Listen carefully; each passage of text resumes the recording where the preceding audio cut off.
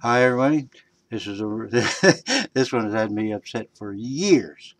Well, first of all, another sidetrack. Uh, the Corvette report.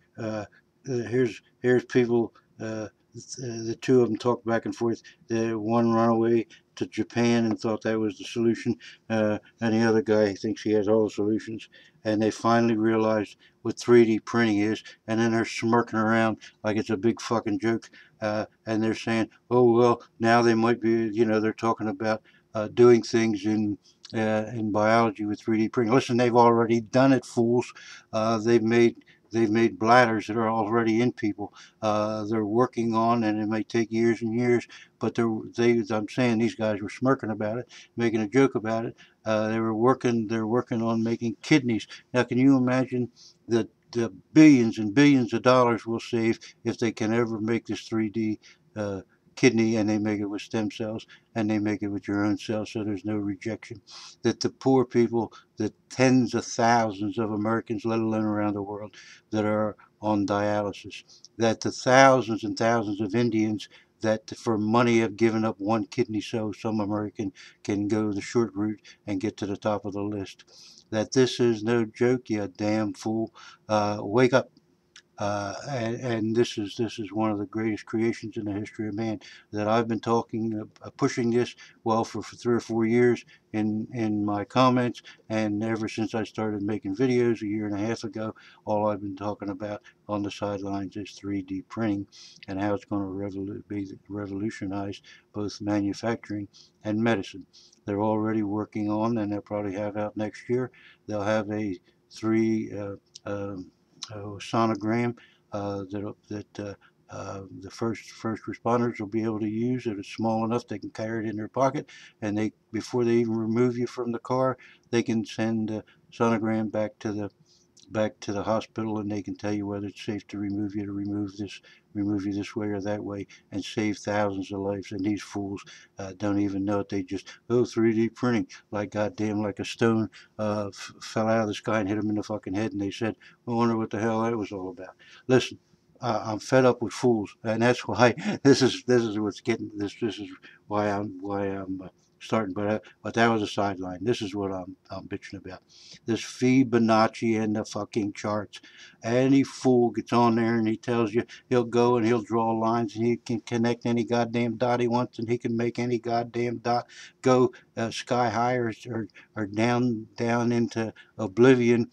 By connecting this dot or that dot or whatever the hell. But from that chart, can he tell you a goddamn thing about what's going on tomorrow? No. All they can say is, well, silver might go up, or we're not sure, or silver might go down. So what the fuck good? Why did we waste all that time with them goddamn charts? And what good is a chart? Let me give you just a couple of simple analysis. Uh, Alfred North Whitehead, in his masterpiece, Process and Reality, wrote that what we perceive of the present is the vivid fringe of memory tinged with anticipation. Well, you know what that means? That means that because if these two fingers were separate individuals, they couldn't tell you what the present is, because they're observing it from two separate positions, and even at 186,000 miles a second, light appears, the object that they're observing appears at different times to each one of them. So what he's saying is, we can't know the present because I can't communicate it to you, because your present and my present aren't the same. All right, so we can't even in scientific terms and legitimately talk about the present. Now let's talk about the past. All right, I agree with Santayana where he said those that don't learn from the past are condemned to repeat it. But at the same time, that doesn't, because Fibonacci can go and draw and connect a few damn lines, and there might be some similarities in history, has no bearing, absolutely no bearing on tomorrow's price of silver, on next month's price of silver, or anything.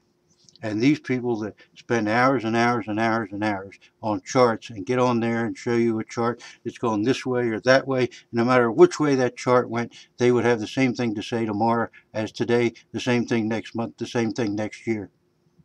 These charts are a bunch of crap. And people that go there and waste their time watching what these chart fools are telling you, Don't believe them. There's a lot of information out there, and these charts don't provide it. Now, I hate people that no matter what. See, in science there's a great rule, and it's falsifiability. There's induction, deduction, and revelation are the three forms of knowledge. All right. Now, induction is scientific methodology. Okay, it's empiricism. Now, when you take something and you can experiment with it, and you put the exact same you replicate the exact same experiment, and you keep getting the same answer, and you keep getting the same answer, and you keep getting the same answer, then you are on to something. All right. Look at Einstein. They couldn't even prove his general theory of relativity for 20 some years. Okay, but it had 0 degree of falsifiability. I'm sorry, had 100% falsifiability. If it wasn't correct, then no other number that he gave would make it correct. So they took them 20 years to prove that the angle that he predicted that light would be bent by a massive gravitational object proved to be exactly correct. Any other angle would have been wrong. So there was a high degree of falsifiability. Now you take people in psychology or sociology. These morons, no matter what situation you give them, they come up with some crazy answer, and there's no degree of falsifiability. So the higher the degree of falsifiability, the greater the value of the instrument you're working with. Well, with these charts, there is no degree of falsifiability, because these damn things, if they go this way and that way, they still can connect dots any goddamn way they please. And that, to me, makes them worthless.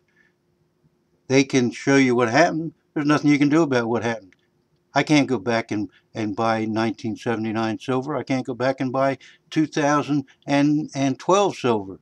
I've got silver, and I might buy silver tomorrow, but I'm not buying it because some Fibonacci chart and some nutcase thinks that he can connect dots any damn well he pleases. This is nothing but red herring trying to convince you that yes, someone knows what they're talking about. These guys don't know shit.